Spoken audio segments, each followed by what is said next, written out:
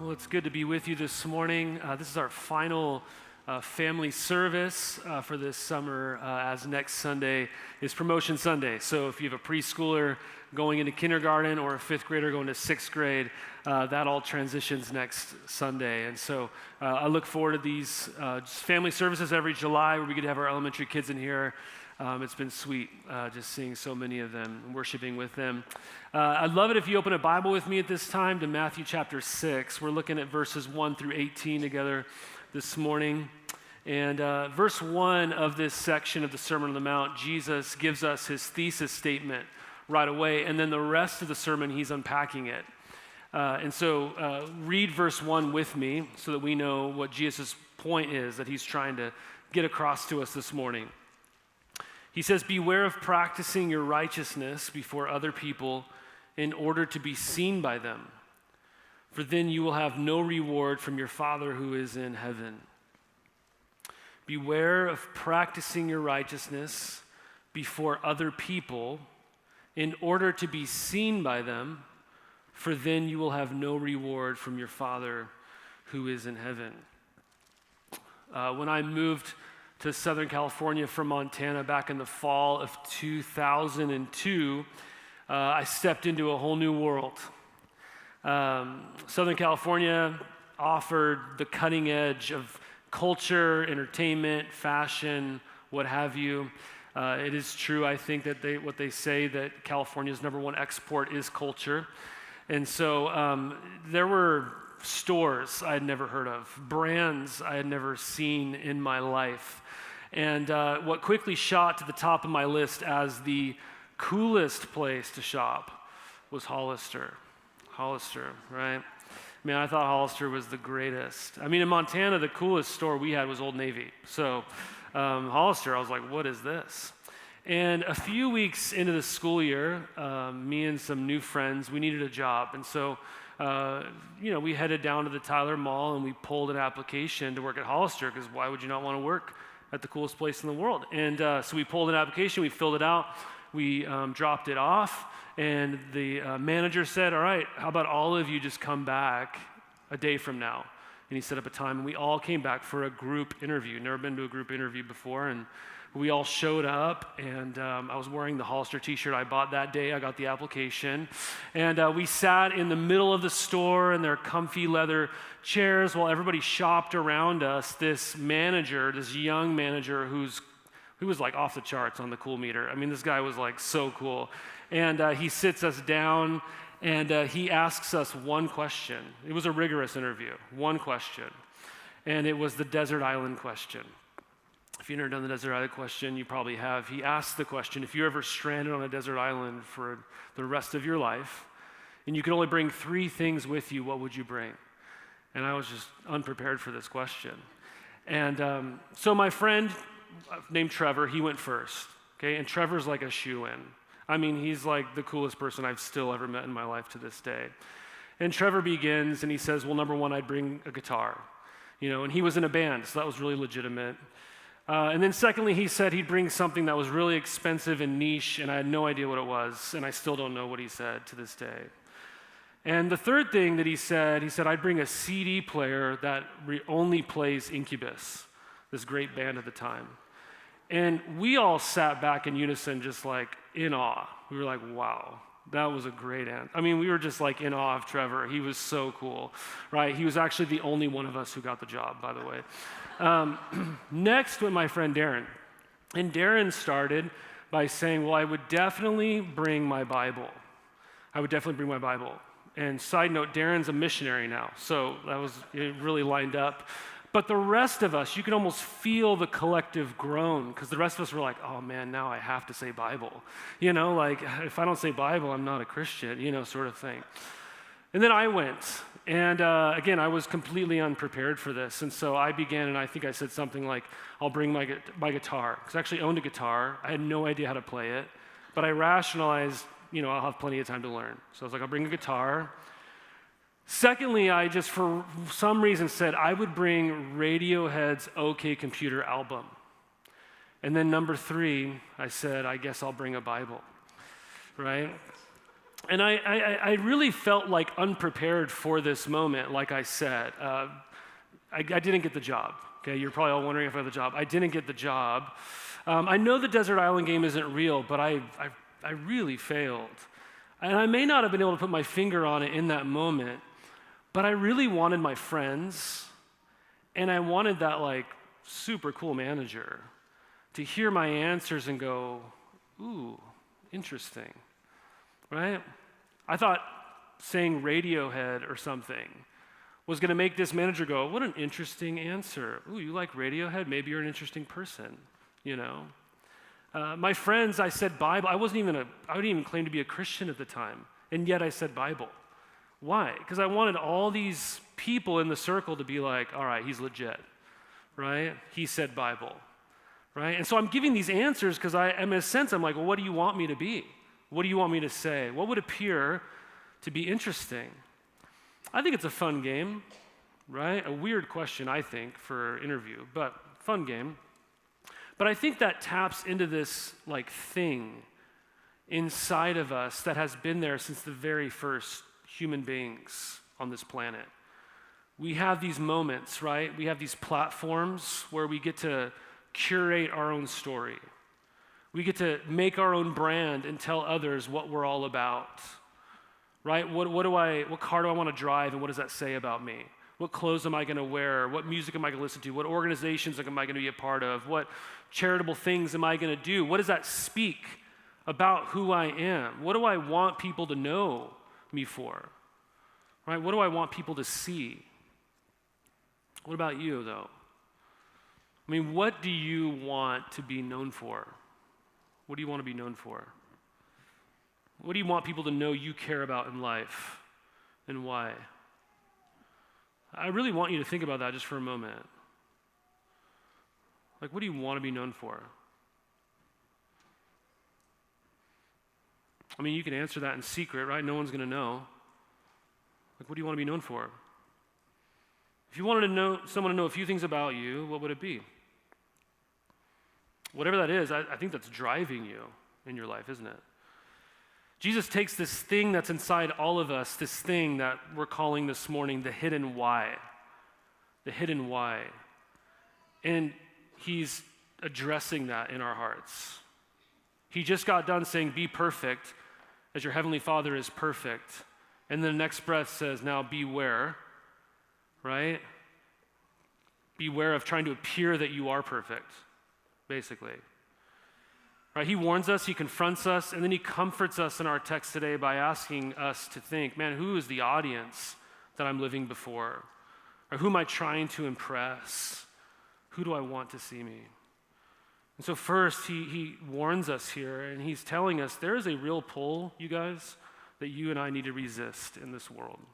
There's a pull to resist, and that pull that we need to resist is to perform for the praise of other people. Is to perform for the praise of other people. Right? There's a pull, and it's not external, it's internal. And that is for you to perform for the praise of other people. He gives 3 examples in these 18 verses that would have resonated with his audience because they're some of the clearest practices of Jewish piety in his day. The giving of alms, praying, and fasting.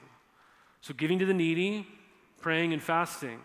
So just walk through these examples with me here in verse 2. What does he say? He says, when he addresses giving to the needy, he says, beware of practicing your righteousness before others in order to be seen by them. Verse 2, thus, when you give to the needy, sound no trumpet before you, as the hypocrites do in the synagogues and in the streets, that they may be praised by others. Truly, I say to you, they have received their reward. But when you give to the needy, do not let your left hand know what your right hand is doing, so that your giving may be in secret, and your Father who sees in secret will reward you. I love this picture that Jesus gives. Right? Basically, the idea is that imagine we're passing the offering baskets in the service, and when it comes to you, you lift up your hand with all your money in your hands, and you tap the shoulder of the person next to you, and they're all teed up and ready, and they stand up and they sound a trumpet. Right? Whatever. And then you're like, hey guys, check it out, I'm giving. Right? And Jesus says, basically his point is, wouldn't that be crazy? Wouldn't that be wild? He's not giving this illustration because people actually did this. People didn't do this. He's saying this because he's trying to give you this exaggerated example of no one would do that. That's ridiculous, isn't it? But he says, but that's what you're doing if you give in a way that other people would notice you're giving. Right? Doesn't he say hypocrites are doing this because they want to be praised by other people? And what does he say? They have received their reward. And the reward is what? You got the praise you wanted. Congratulations. He moves on to praying in verse 5. And when you pray, you must not be like the hypocrites, for they love to stand and pray in the synagogues and at the street corners, that they may be seen by others. Truly I say to you, they have received their reward. But when you pray, go into your room and shut the door and pray to your Father who is in secret, and your Father who sees in secret will reward you. So Jesus gives the same exact point here, but now he's talking about prayer. And notice what he calls these people. He called them this in the first example as well with the giving. What does he call them? He calls them hypocrites. Hypocrites.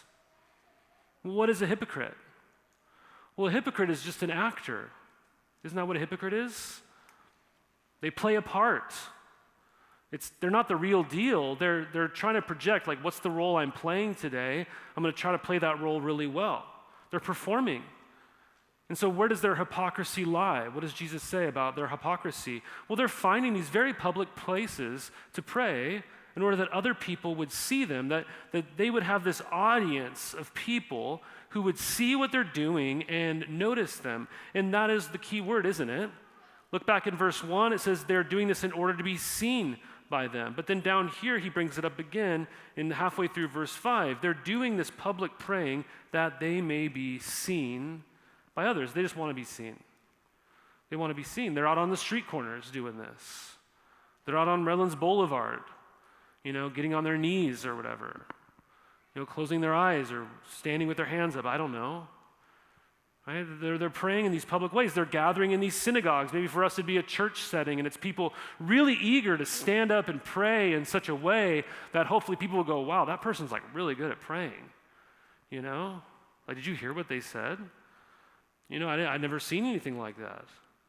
Right? And so they're trying to keep up this image in front of others. They're praying for show, for the praise and the approval of other people.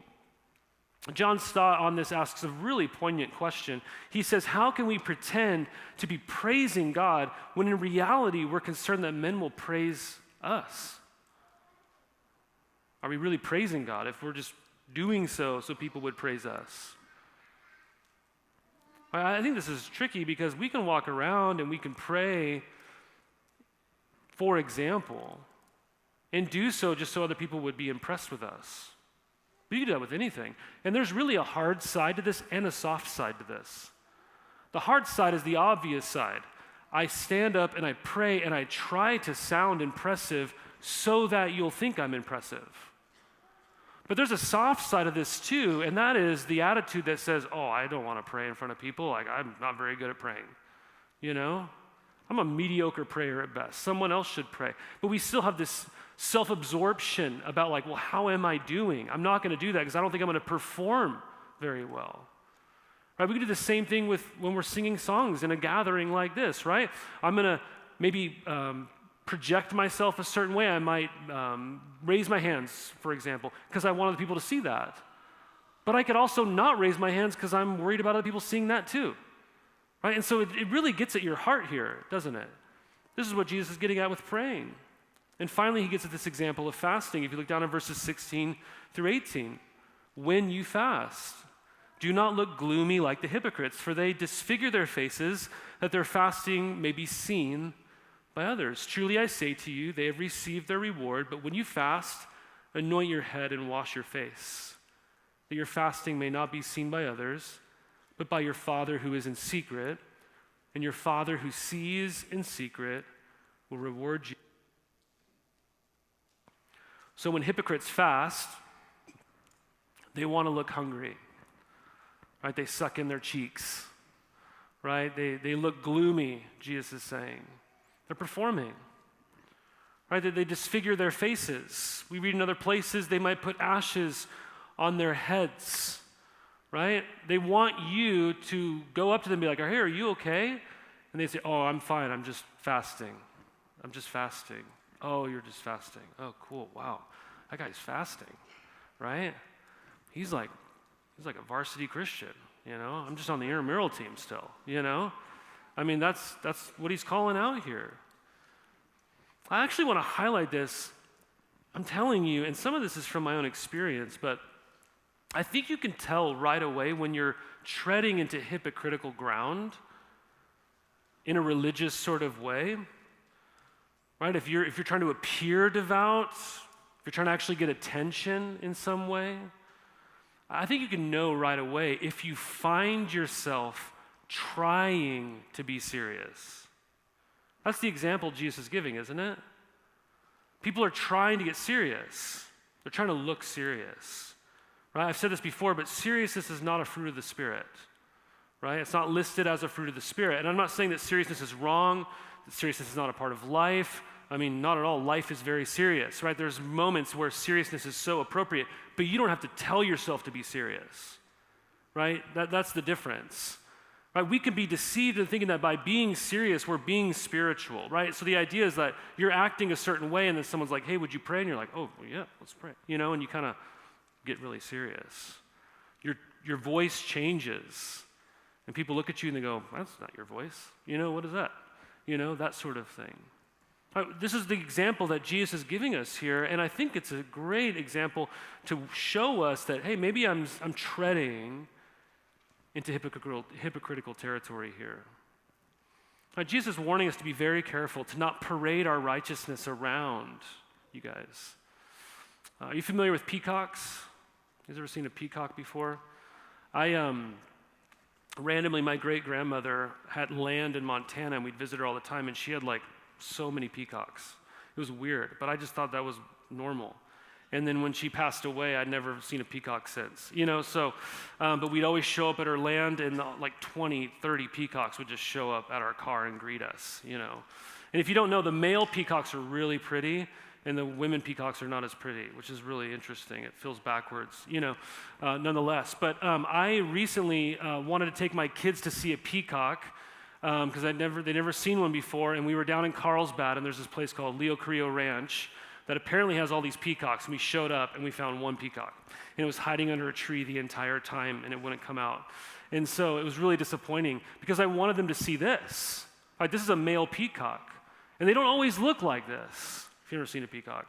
They don't always show their feathers, right? They can walk around, and they look just like all the other peacocks, but they once in a while get them out. Right? And if they do so, they're trying to attract attention from the ladies. That's what they're trying to do often. At least that's what my great-grandmother told me. Right? And so we have this whole term, don't we, called peacocking in our society.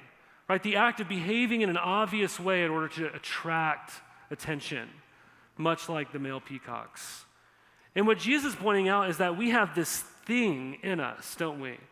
We have this hidden why in us that makes us act like these righteousness peacocks, getting our spiritual feathers all out, showing people from time to time like, aren't I pretty? Right? Did you see what I just did? That's the example he's giving us, isn't it? And no, Jesus' point is not that these things are bad. No, giving, praying, fasting, they're not bad. In fact, he's expecting us to do these things, isn't he? This is what it looks like to live the good life. He says, when you give, when you pray, when you fast, we are to do these things, right? We saw back in chapter 5, verse 16, that we are the salt and the light of the world. And it says, when you do good deeds, do those good deeds so that people would see those good deeds and give glory to your Father in heaven. In the Beatitudes, he says, blessed are you when you are persecuted for righteousness' sake. So, I'm not going to get persecuted if I'm not practicing my righteousness. And so if I look back on verse 1, he doesn't say, beware of practicing your righteousness before other people. That's not the warning. He says, beware of practicing your righteousness before other people in order to be seen by them. Why are you doing what you're doing? That's the warning. Right? He's saying, check your motives. There is a strong pull to perform for the praise of other people, and to even use good things, right? Spiritual things, virtuous things, in such a way that I'm just turning it back in on myself. I mean, This happens all the time for me. I mean, just on Friday, my wife worked, and she's been working on our downstairs bathroom, like doing some stuff to it, and she had bought a new door handle for it, and it hadn't been installed yet, and she was gone, and I was like, I'm going to install that door handle today. And I did. I thought it looked pretty good. And she came home, and we talked. We hung out. And then we were lying in bed, about to fall asleep, and I said, well, I guess you didn't go to the bathroom today. You didn't notice. She's like, notice what? I was like, well, I don't know, something different about the bathroom downstairs. And she's like, well, what is it? And I was like, I put the doorknob in. She's like, oh, really? Oh, that's great. And I was, but here I am about to fall asleep. And I'm like, you didn't even notice, right? I did this thing, right? Who was I doing that for? I think I learned in that moment who I was doing it for, right? Before then, I was, I thought it was more love, right? And then here I am going, yeah, and that happens a lot, right? I washed the car. You didn't notice, you didn't say anything, right? We all do this, don't we? What Jesus is really getting at is this idea of the fear of man and doing things to be seen and praised by others. Right, and so if you want to know you're treading into hypocritical territory, I have 4 quick indicators for you just to evaluate this morning. How do you know you're treading into this hypocritical ground where you fear man more than God? Well, number 1, you're going to behave differently around certain people. You're in the moment going to say Radiohead and Bible because you're trying to fit in, right? Maybe for you it's different. Or you're going to pretend and hide your true self. You're going to continually conceal who you really are because you're trying to let other people see the side of you that you think they want to see. You crave approval. Hey, did you see the door handle? Right? It's that stuff.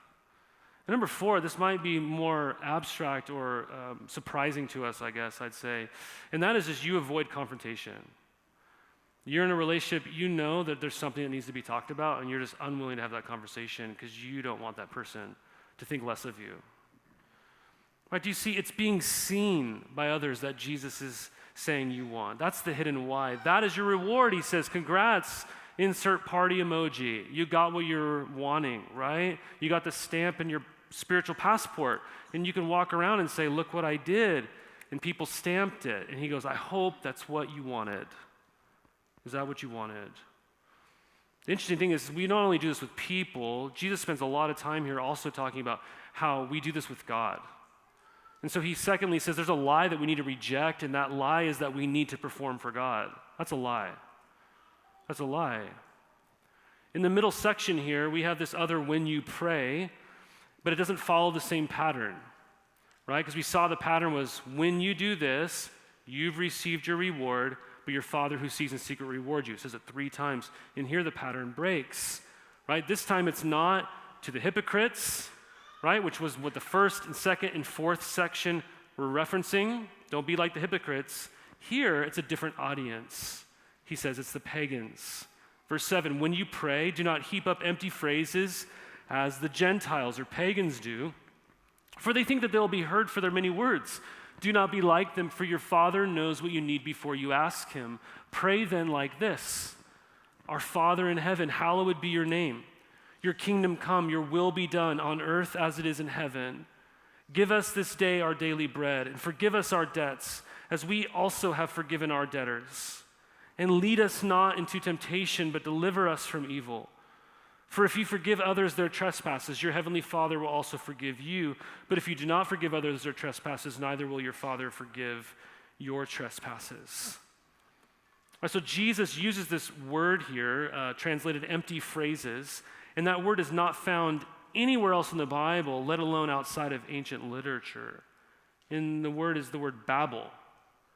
He's talking about these people who've converted to Judaism, and in their prior understanding of how God responds to them and hears them, it's through being highly repetitive. It's through their many words, right? It's through intensely repeating yourself. And you think that if I say it so many times, then God finally will break down and answer me. right? That in a sense there's like magic to what I'm doing, and I'm trying to coerce God or use God into finally hearing you. And most religions teach some form of this, actually. If you repeat enough Hail Marys, right? If you recite enough verses from the Quran or chants from the Hindu Gita, right? If you'll yell out loud enough at God, and maybe even in a Christian form, it'd be in a small group setting or something, and you think, man, if I really yell out the yes lords or something like that, then God will actually see in some sort of way my seriousness about this. Maybe he'll respond to me. But this is a lie, Jesus says, that we need to reject because it misunderstands our relationship. You think God really hears you because of your many words? Right? Maybe that's why we don't even want to pray if we have that attitude. That sounds exhausting. I have to really get into it for a while. I have to feel a certain way. And if you misunderstand your relationship with God and think he's naturally hostile towards you, right, that he's more resistant towards you, then yeah, I could see why you'd believe something like this. But that's not what he says. What does he say in verse 8? Do not be like those people. Why? Your Father knows what you need before you even ask him. And so Jesus says what? Pray then like this, right? I wish we could do a whole sermon on the Lord's Prayer. You can actually go up, we taught through this about 2 years ago. You can go look that up if you want more of a deeper dive into the Lord's Prayer. We're not going to spend our time there because we're looking at the overarching theme of this whole section. And Jesus here again is addressing how you and I could tend to even perform for God, thinking that that will coerce God to do something for us. But prayer is not magic, right? It's not manipulation. It's not a performance that if you nail, God will love you and answer your prayers. No, right? Don't worry about the impression that you're making, Jesus continually is saying. And so what does he say when he says, pray then like this? He's teaching us to stop thinking about the impression I'm making, but to let God make an impression on me. Right? For God to be impressive in my life. Right? I want God to make an impression on me.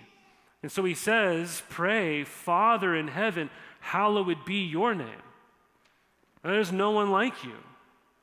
Right? You are holy. You are other. Right, your kingdom come, your will be done on earth as it is in heaven. Prayer's not me trying to get my will done in heaven. It's me trying to get God's will done here on earth. Right? Did you see? It's like I'm looking at the impressiveness of God. Right? I'm seeing the beauty of God. I'm reminding myself who God is. He's not someone that I'm trying to use. He's the precious one that I worship. That's why I love how Tim Keller says religious people find God useful, but Christians, true gospel-believing Christians, find God beautiful.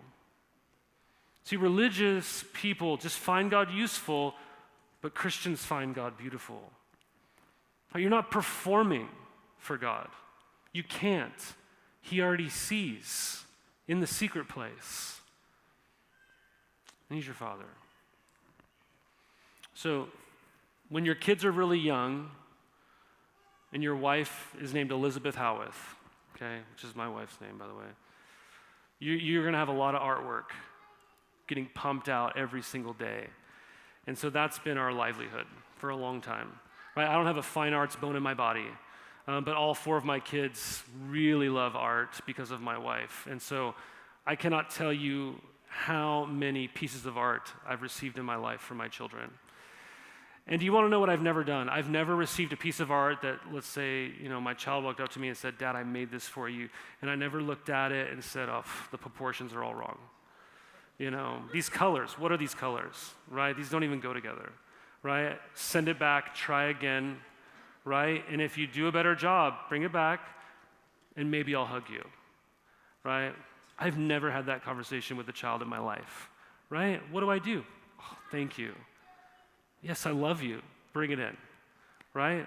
That's the result of every single interaction that I've had with them. Right? Could you imagine if all afternoon they're just anxiously doing their art to try to present it to me or something like that and hoping that I'm going to say it's good enough, right? Would I still want them if they messed it up? And in some ways, I think I'm describing how many Christians approach God. And I'm proposing, I imagine that's some of you in this room. Right? You think your performance determines his affection. That if you can do things a certain way, you can manipulate him, right? Into doing certain things for you. If that's you, you fundamentally see yourself as an orphan, right? You fundamentally see yourself as God's hired hand, his employee. But that's not the picture that Jesus is giving you here of who God is. You are God's child. And so we need to resist the lie that we need to perform for God, because that's not how this relationship works. The reason we don't need to perform is because of who God is. And that, you guys, is the secret to finally having this insatiable desire for other people to see me finally be snuffed out. It is the secret to remember. What is it? That's the final thing. What's the secret to remember? The secret to remember is that you live under the gaze of your good Father. If you can understand this, I am telling you, it'll wreck your life in all the best kind of ways. It'll reorder it. So let's just give this question some thought just for a second. If you could only describe God in one word, what word would you describe him as? If you could only use one word to describe God, and we're all like, sorry, you only get one, what word would you use to describe God?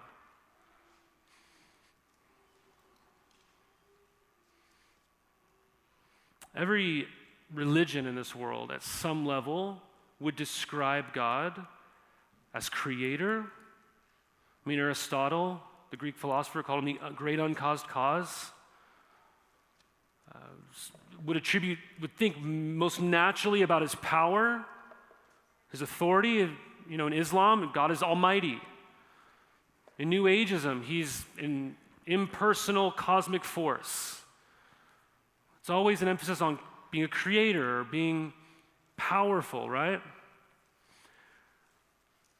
But if we were to invite Jesus up here right now, and I was given the microphone, which if he was here, I'm not even supposed to be, I shouldn't even be up here, right? So whatever, but let's just play out the illustration, okay?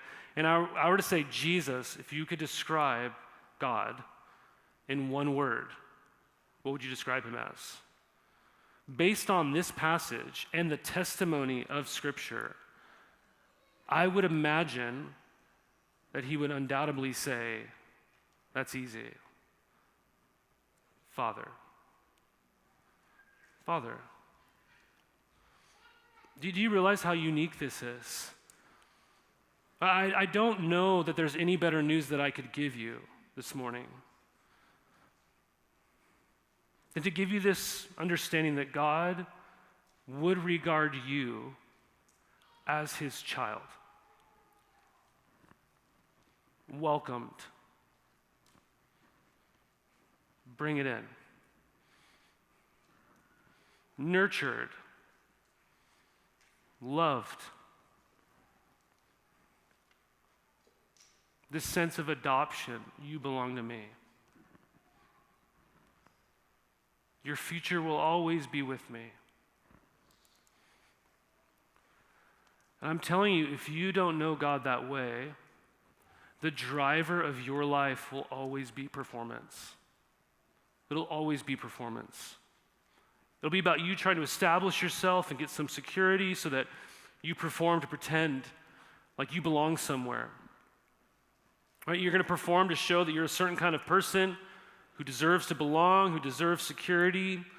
You're going to constantly seek out reassurance that you're okay. But that is the heart of hypocrisy, isn't it? It's just this deep insecurity within us. When you don't know God as your Father, you'll seek the applause of others around you to try to make you feel more secure. Right? It's so easy to move through life thinking that we could build a name for ourselves or establish our own security. And social media has done no help for us on this end, right? Right, but the irony is that we publicly present something over and over and over again. This is who I am. This is my brand, right? I'm going to rebrand. Like, this is who I am. Like, what do you think of me? Right? We create a story about who we are, and it's often just based on our insecurity. Right? I'd bring Radiohead to the island with me, right? Oh, wow, interesting guy, right? I don't know what I would have really said. Maybe I back then would have said Rascal Flatts or something. I don't know, right? Jesus says the remedy is not just to go, I'm going to stop doing that now. No. That'll never work. The remedy is to know that God actually loves you. The remedy is to know that He is your Father. Do you know God this way? If you don't know God this way, the only way you can know God this way is by trusting in Jesus, His Son. Right? If you want to know God as your Father, trust in Jesus, His Son. Right? If you trust in Jesus, the Son, you have God as your Father. Right? This is the great promise. Right? It's finally getting to the point in your life where you say, I can't perform enough. This whole thing of trying to be a self-made person, it's just killing me. I'm exhausted by the constant need of people telling me if I'm good or not, right? All I care to be known as anymore, Father, is your child. That's all I want. That's all I want. Right? This is the secret that we must learn, you guys, that God is my Father.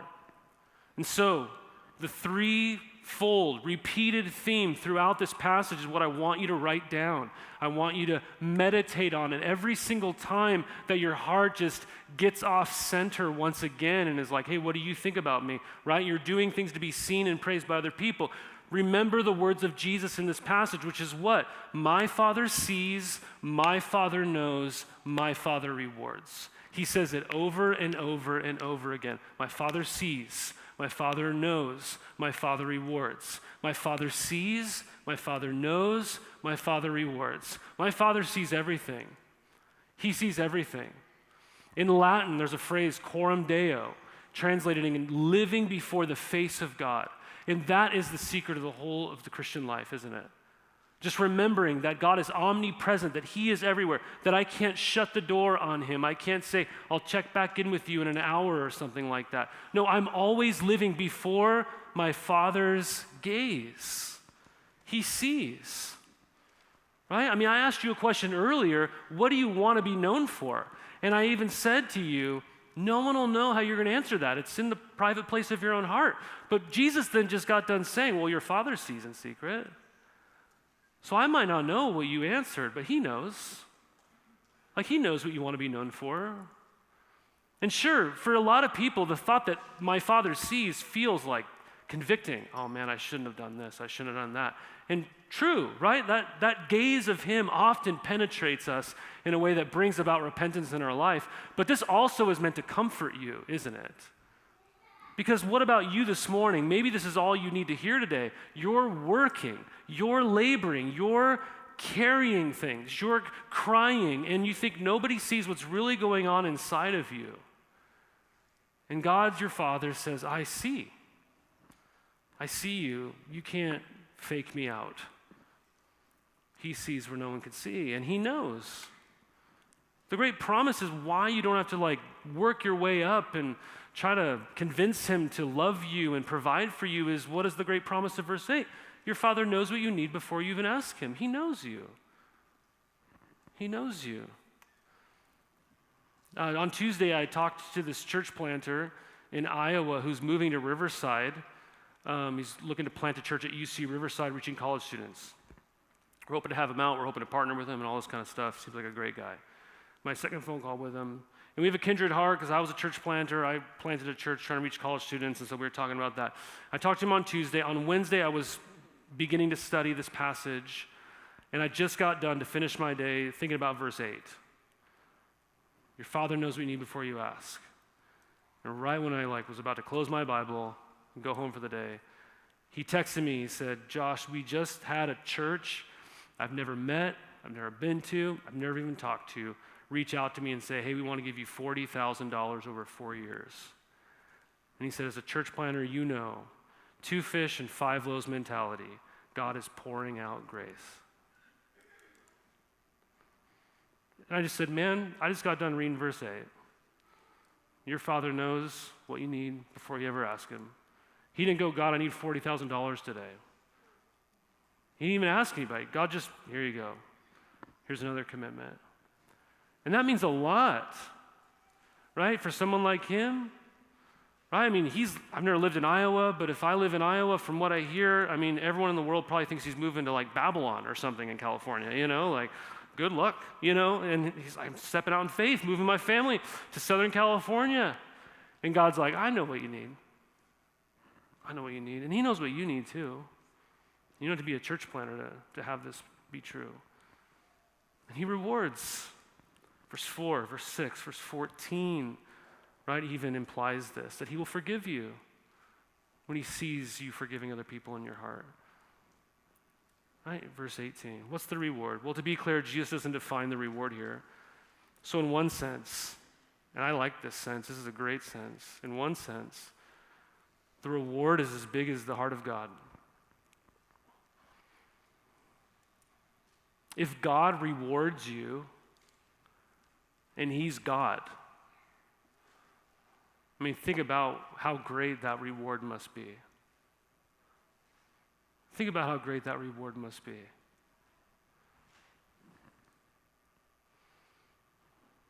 And we can infer, if the reward from this earth is people saying, wow, you're really somebody. There's praise. I saw that. Wow, you're impressive. If that's the reward on earth, then at minimum the reward is what? Your Father in heaven looking at you, pleased. I saw that. I saw that. Wow, well done. I know no one else saw that, but I saw that. Do you know how that changes your life? Living before the face of God? The rewards of others fade, but God's rewards are better in quality and value and longevity. See, the danger of living for ourselves, you guys, is that we may get what we want. You might get it. Right? When we prayed for others to see us and give us applause, we may just, in the end, get what we wanted. But it will be so dissatisfying. But when you begin to know God, your Father, there is real, eternal reward. He sees, he knows, and he rewards. I'll end by quoting John Chrysostom, who said, if you knew how quickly people would forget you after your death, you would not seek in your life to please anyone but God. That is the heart of this passage. This is the good life. Why do you do what you do? Who do you want to see you? If you know the answer to that, you know your hidden why. Let's pray.